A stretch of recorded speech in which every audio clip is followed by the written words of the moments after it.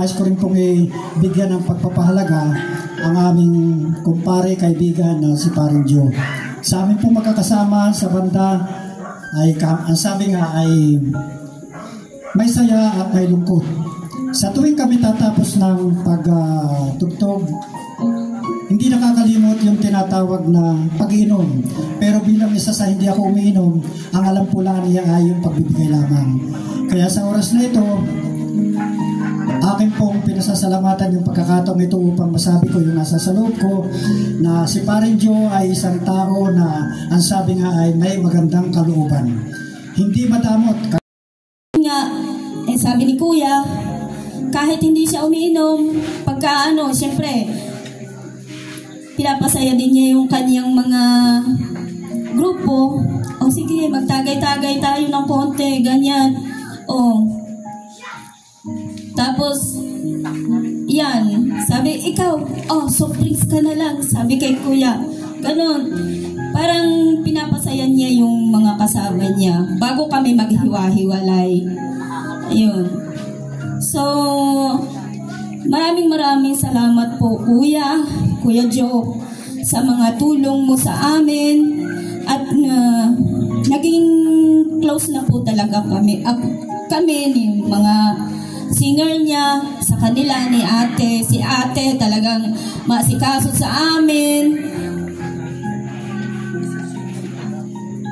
Talagang iniistiman niya kami kapag kami nandyan sa kanila.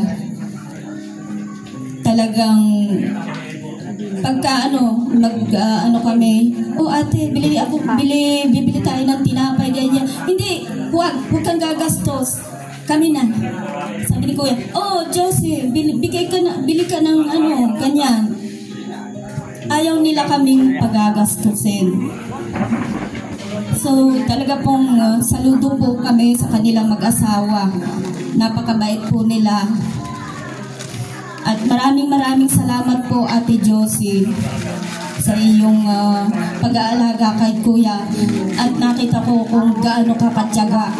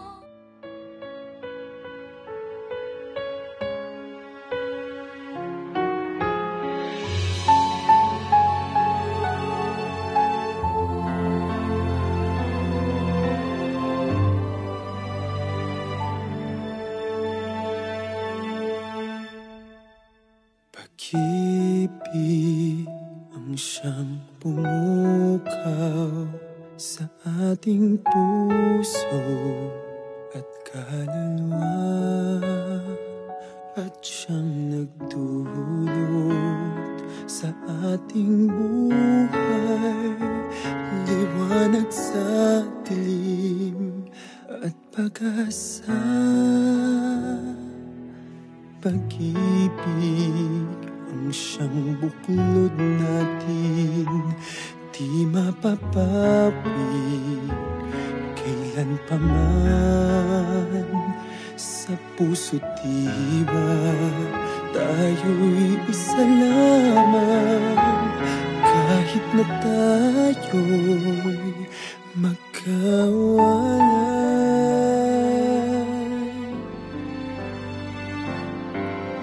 Pagkat ang Diyos natin, Diyos ng pag-ibig, magmahalan tayo't magtulungan. At kung tayo'y bigo, ay huwag limutin na may Diyos tayo't nagmamahal.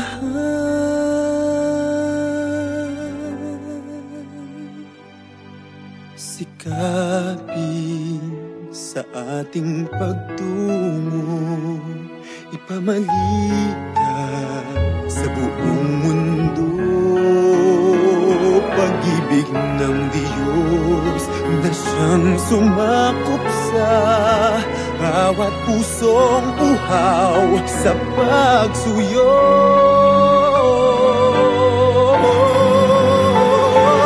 Pagkat ang Diyos natin, Diyos ng pag-ibig, magmahalan tayo't magtulungan. At kung tayo'y bigo, ay huwag limutin na may Diyos tayo't nagmamahal.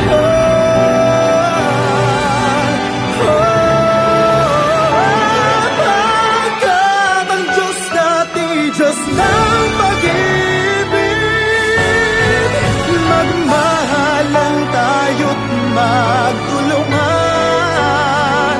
At kung tayo'y bigo, ay huwag limutin na may Diyos tayo. Sumainyo ang Panginoon. At sumayo rin. Ang mabuting balita ng Panginoon ayon kay San Juan. Papuri sa iyo, Panginoon. Noong panahon iyon, sinabi ni Jesus sa kanyang mga alagad, "Huwag kayong mabalisa, manalig kayo sa Diyos at manalig din kayo sa akin. Sa bahay ng aking amay maraming silid. Kung hindi gayon, sinabi ko na sana sa inyo, at paroroon ako upang ipaganda ko kayo ng matitirahan. Kapag naroon ako at naipaganda na kayo ng matitirahan, babalik ako at isama kayo sa kinaroroonan ko. At alam na ninyo daan patungo sa pupuntahin ko." Sinabi sa kanya ni Tomas, "Panginoon, hindi po namin alam kung saan kayo pupunta. Paano namin malalaman ang daan?" Sumagot si Jesus, "Ako ang daan, ang katotohanan, at ang buhay. Walang makapupunta sa Ama, kundi sa pamamagitan ko." Mga kapatid, ang mabuting balita ng Panginoon. Pinupuri ka namin, Panginoon Kristo. Una po ang aming pakikiramay sa mga naulilang pamilya ni Tatay Jose, na Nanay Josie, mga anak at mga apo. Habang pinapasok ko si Tatay Jose kanina, naglalaro sa isip ko yung mga alaala niya nung 50th anniversary ng mag-asawa, na si Tatay ay masaya, nakangiti. Blessed po ng bahay. Yun yung bumabalik sa alaala ko habang pinagmamasdan ko yung pagpasok ni Tatay. Yung kanyang ngiti at saya noong araw na yun. At yung luha din noong araw na yun. Habang sinasabi ko sa kanya, "Tatay, kayo mahal na mahal ni Nanay Josie, at talagang inalagaan kayo." Naku, nung binabanggit ko yun, sabi niya, "Oo, Father, ako yung tagal na may sakit." Parang ganun, pero umiiyak siya. Pero that's tears of joy. Naramdam ko habang sinasabi niya yun, Alam ko na sinasabi niya, ramdam niya yung pag-ibig ng kanyang asawa. Na sa kabila ng kanyang naging karamdaman, nandiyan yung kanyang asawa, nandiyan yung kanyang mga anak, nandiyan yung kanyang mga apo. Na sa kabila ng kanyang kainaan, siya ay talagang pinagmamalasakitan, minamahal. And I could really feel with him during that time, yung kanyang pasalamat sa pamilya. I could not forget that simple event. Kasi ramdam ko yung damdamin niya nung oras na yon, masaya at mayroong pasalamat, kaya siya lumuluha. I think during the time, he is seemingly hoping na sana'y ayaw niya maging pabigat sa pamilya. Pero nagpapasalamat siya dahil sa kabila noon, nandun yung kanyang pamilya, lalo yung kanyang asawa. And I could feel that. Now, as I'm reflecting, as we are entrusting him to the hands of God, feeling ko nakangiti na si tatay. Kampante, masaya, dahil kontento siya sa buhay niya. Naramdaman niyang maghirap dahil sa karamdaman, pero hindi nawala yung saya dahil nandun yung mga nagmamahal sa kanya. And at the last moment of his life, it was May 17.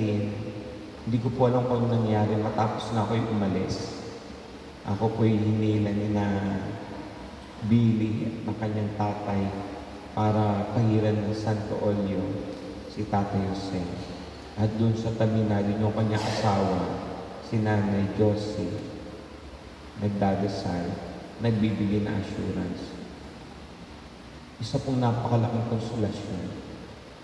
At the last moment of his life, yung asawa niya, mahal niya sa buhay, anak niya at apo na doon. Nagdadasal, inakausap siya.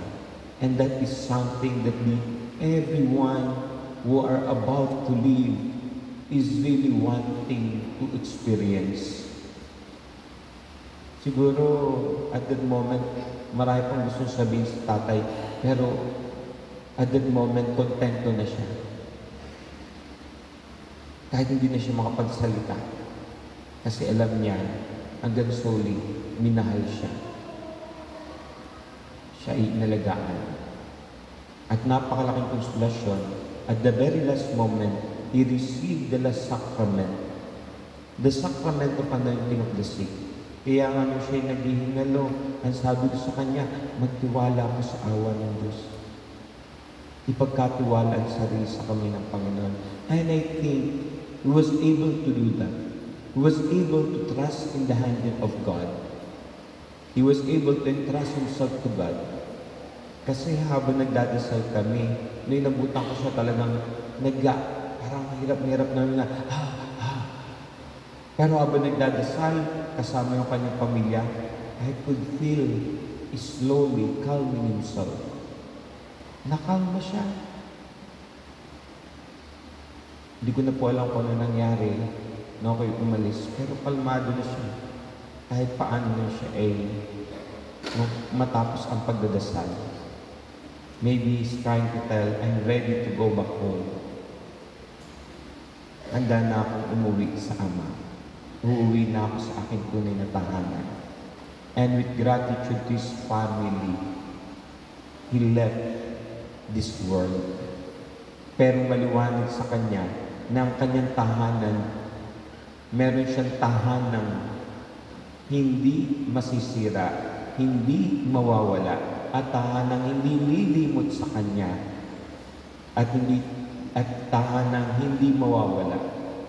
Sapagkat nandun yung kanyang pamilya, lalo na yung kanyang asawa, na hanggang sa uli, sinamahan siya, na naging tunay sa sumpaan nung sila'y kasal, na sa hirap at ginhawa, sila'y nagsalo. And I think this is enough na pabaon para sa kabilang buhay, manatili siyang payapa at manalangin para sa kanyang pamilya. Dahil yun ay isang malaking grasya na tinaman niya at binakon niya hanggang sa kabila. Walang regrets, wala ng pag-aalinlangan. Kaya nga po, ngayong ating siyang inihatid sa lingantungan, patuloy tayong magtiwala sa Panginoon na sa piling ng Ama, patuloy niya mararamdaman ang pagmamahal ng pamilya, pagmamahal ng kanyang kaibigan, at doon sa piling ng Ama, mananalangin siya para sa inyo na nagmahal, nagtiwala, at naging kanyang kaibigan. Pagpalaan po.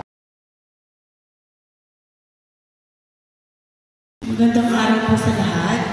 Ako po ang panganay na anak ni Tatay Joe. Ang buong pamilya po ni Tatay Joe ay nagpapasalamat sa lahat ng mga nakiramay. Maraming salamat po sa lahat ng friends, family, side po ni nanay, side ni tatay, sa mga Caballos family, sa mga kapitbahay. Maraming salamat po sa lahat.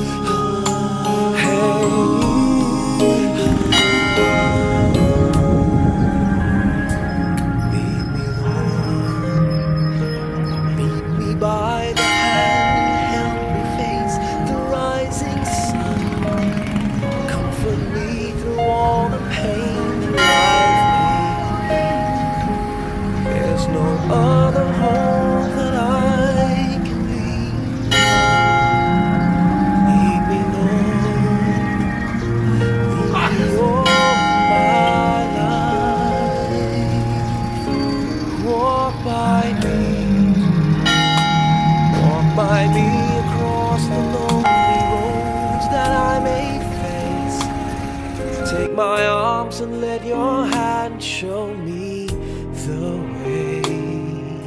Show the way to live inside your heart. All my days, all my life. You are my light. You're the lamp upon my feet. All the time, my Lord, I need you there.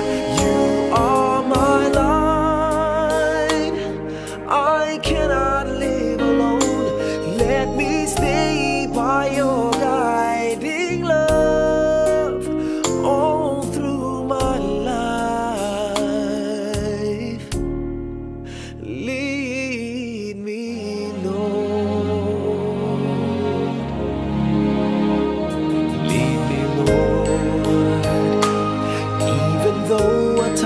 I'd rather go alone my way. Help me take the right direction. Take your road. Lead me, Lord, and never leave my side. All my days, all my life. You are my life.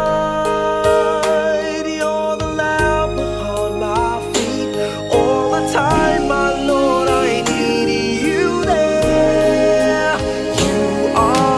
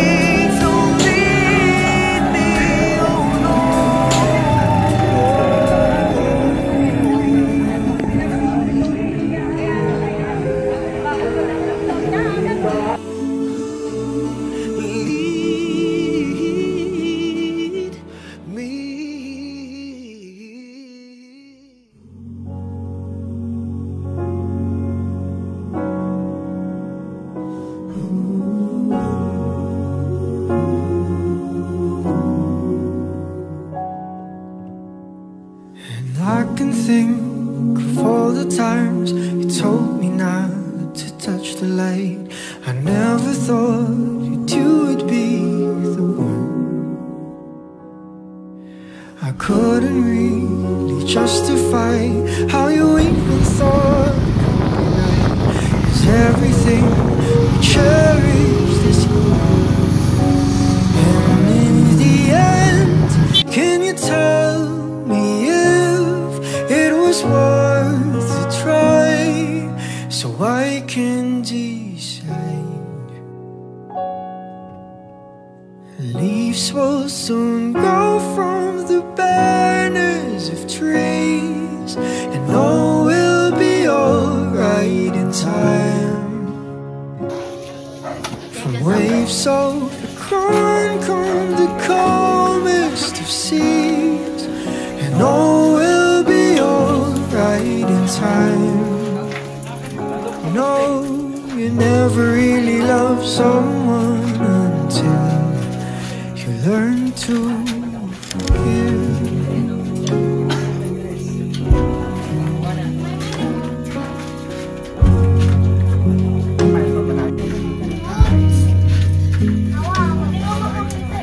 Try as hard as I might to flee the shadows of the night.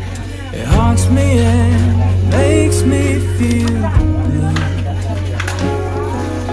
But how can I try to hide when every breath and every hour I still live thinking of you? And in the end, everything we have makes it worth the fight. So I will hold on for as long as leaves will soon grow from the bareness of trees, and all will be alright in time. Waves overgrown come the calmest of seas, and all will be alright inside.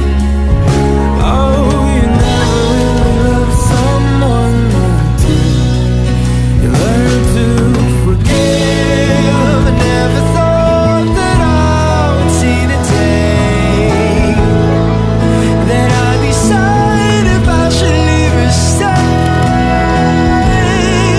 But in the end, what makes it worth the fight? That no matter what happens, we try to make it right. Leaves will soon grow from the banners of trees, and all will be alright in time. From waves of the crown come the calmest of seas, and all will be alright in time. And wounds of the past will eventually heal. I said all will be alright in time. 'Cause all of this comes with a love that is real. I said all will be alright in time. I said all will be alright in time. I said all will be alright in time. And all will be alright in time. Oh, you never really love someone until you learn to forgive. Learn to forgive. Learn to forgive. Dating bahay, nakalibing na dyan. Apartment dati. Naglibing na lang.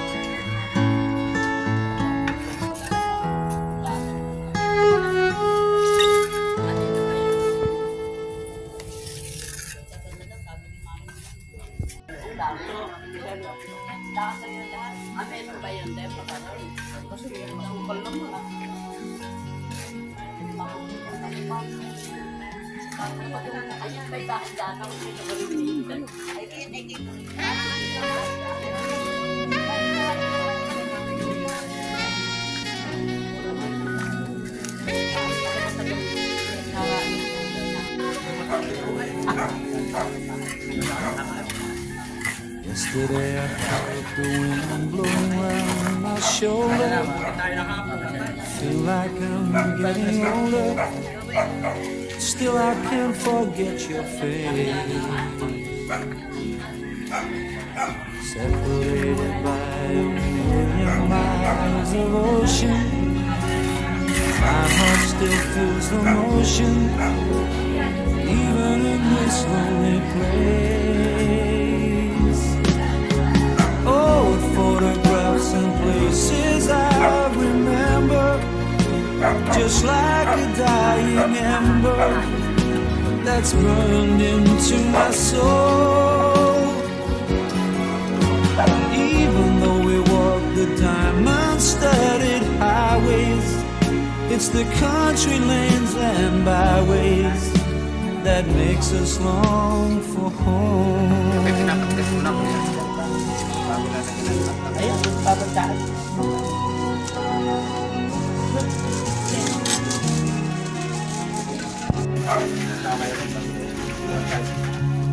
Lately I just find my mind has turned to dreaming, making plans and scheming how I'm gonna get back home. But deep down inside I know it's really hopeless. This road I'm on is endless. We climb our mountains all alone. Old photographs and places I remember, just like a dying ember that's burned into my soul. Even though we walk the diamond-studded highways, it's the country lanes and byways that makes us long for home.